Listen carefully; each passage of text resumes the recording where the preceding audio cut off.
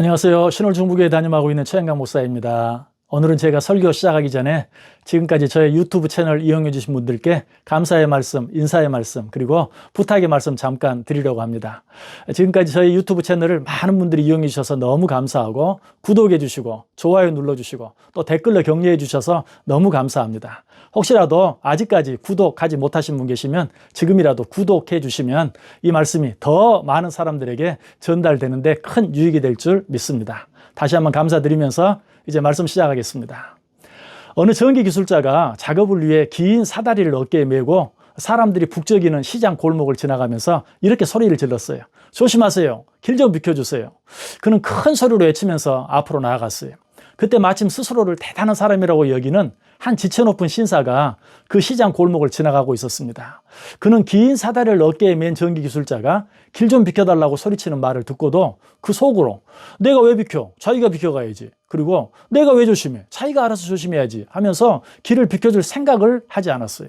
그런데 그 전기 기술자가 좁은 시장 모퉁이 길을 돌아가려는 찰나 사다리가 바깥쪽으로 크게 돌면서 그 거만한 신사를 치고 말았습니다.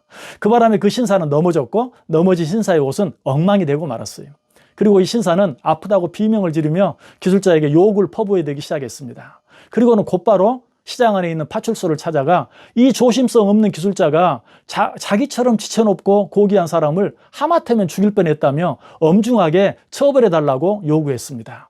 경찰관은 신사의 진술을 다 듣고 기술자를 불러서 이 신사분이 한 말에 대해 다른 할 말이 있느냐고 물었어요. 그런데 이 기술자는 팔짱을 끼고 뻣뻣한 얼굴로 입을 굳게 다물고 아무 말도 하지 않았어요.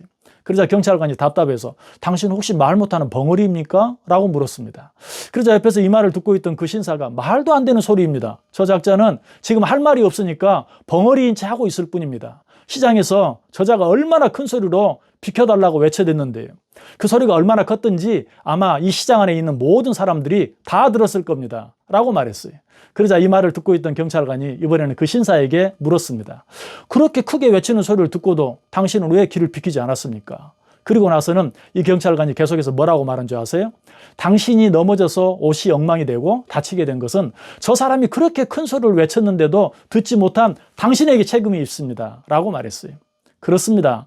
우리의 가장 큰 문제는 어떤 말을 듣고도 그 말에 즉각적으로 반응하지 않는다는 것이, 특별히 하나님께서 우리에게 주시는 말씀들을 듣고도 그 말씀들에 대해 아무런 반응을 보이지 않는 것, 이것이 우리들의 가장 큰 문제입니다. 이런 자들을 향해 예수님께서 뭐라고 말씀하는지 아세요?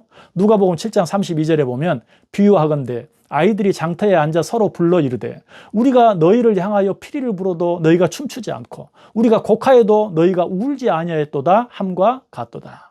그런데 하나님께 주신 말씀을 듣고 그 말씀에 신속하게 반응을 보인 한 사람이 있어요. 바로 하박국 선지자입니다. 하나님께서는 하박국 선지자에게 하나님을 알지 못하는 갈대아 사람들을 일으켜 타락한 유대 백성들을 징계하시겠다고 말씀해 주셨어요.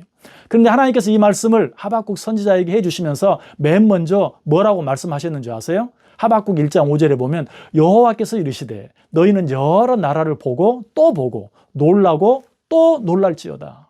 그런데 하박국 선지자는 이 말씀을 듣고 어떻게 했습니까? 이 말씀에 대한 하박국 선지자의 반응이 하박국 3장 2절에 잘 나타나 있어요. 여호와여 내가 주께 대한 소문을 듣고 놀랐나이다.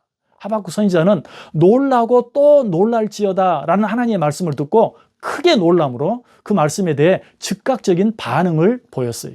바로 이것입니다. 하나님의 말씀을 듣고 그 말씀에 즉각적으로 반응할 수 있는 것, 이것이 믿음이요, 이것이 지혜예요. 사람들은 오늘 오후에 한두 시간 정전이 되거나 단수가 된다는 말만 들어도 즉각적으로 반응을 보이며 그 일을 준비하느라 난리 법석을 떱니다. 그런데 하나님의 말씀에 대해서는 그 말씀이 제 아무리 무서운 말씀이라 할지라도 그 말씀에 대해서 아무런 반응을 보이지 않을 때가 너무나 많아요. 왜 그럴까요? 거기에는 두 가지 중요한 이유가 있습니다. 그 첫 번째 이유는 그 말씀이 나와 아무런 상관이 없다고 생각하기 때문이에요. 비록 정전이나 단수에 대한 경고 방송을 들었다 할지라도 그 대상이 내가 아니라면 나는 그 일에 대해 아무런 반응을 보일 필요가 없는 것이죠. 그리고 두 번째 이유는 그 말씀이 그렇게 속히 이루어지지는 않을 것이라고 생각하기 때문에 그래요. 즉 아직도 그 일을 위해 준비할 시간이 충분히 있다고 생각하는 것이죠. 이런 생각을 가진 사람도 그 말씀에 즉각적으로 반응할 필요가 없는 것이. 그러나 이런 생각들은 모두 잘못된 생각들입니다. 그래서 성경은 이런 자들을 향하여 또 한 번 이렇게 말씀하십니다. 그들이 평안하다 안전하다 할 그때에 임신한 여자에게 해산의 고통이 이름과 같이 멸망이 갑자기 그들에게 이르리니 결코 피하지 못하리라. 여러분, 어떻게 이 세상을 살기를 원하세요? 먼저 하나님께서 저와 여러분을 사랑하셔서 주시는 모든 말씀들에 귀를 기울이며 사시길 바랍니다. 그리고 그 말씀이 오늘 나에게 꼭 필요해서 주시는 말씀임을 확실히 믿으시기 바랍니다. 무엇보다도 그 말씀에 즉각적으로 반응하며 살아보시기 바랍니다. 그렇게 하기만 하면 시인 다윗의 고백처럼 하나님의 말씀이 내 발의 등이 되고 내 길에 빛이 되는 은혜를 풍성히 체험하게 될 것입니다. 지금까지 말씀의 힘이 있어 흥황하는 교회 신홀 중부교회 최영강 목사였습니다.